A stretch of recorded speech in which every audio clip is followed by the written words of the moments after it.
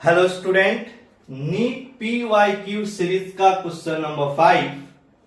If x is equal to 5 sine pi T plus pi by 3 metre represent the motion of a particle executive simple harmonic motion, the amplitude and time period of the motion respectively are.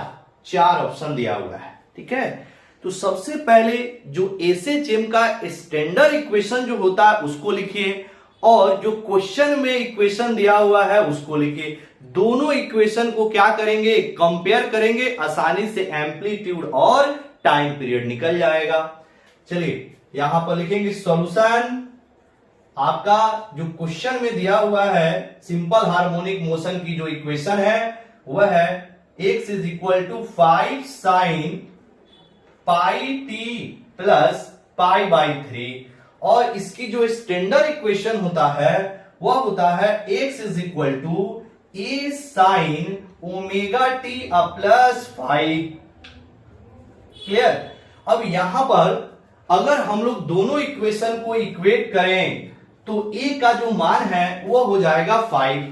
अब 5 क्या metre की centimetre, तो ये जो x दिया हुआ है वह मीटर में दिया हुआ है, तो साइन का तो कोई आपका मात्रक होगा नहीं क्योंकि यह एक ट्रिगोनोमेट्रिक फंक्शन है। यानी कि a का जो वैल्यू हो जाएगा वह आपका 5 मीटर हो जाएगा और यही a आपका क्या कहलाता है, एम्पलीट्यूड, क्योंकि ये आपका साइन जो टर्म है इसका कोई मात्रक नहीं होगा।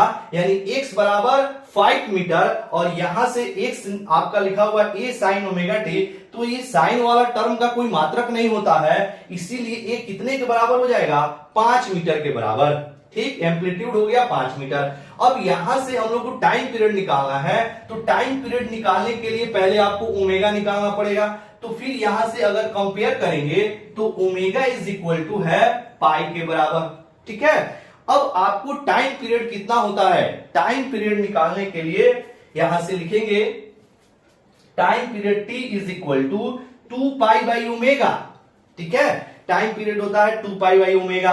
अब यहां से ओमेगा की वैल्यू कितनी है, पाई है, रख देंगे यहां पर t इज इक्वल टू 2 पाई और ओमेगा की वैल्यू यहां हो जाएगा पाई, पाई से पाई कट गया 2 सेकेंड। यानी कि टाइम पीरियड हो गया आपका 2 सेकेंड और एम्पलीट्यूड हो गया 5 मीटर। कौन सा ऑप्शन है, तो ये पहला ऑप्शन है। क्लियर। तो इस तरह आप क्वेश्चन को हल कर सकते हैं।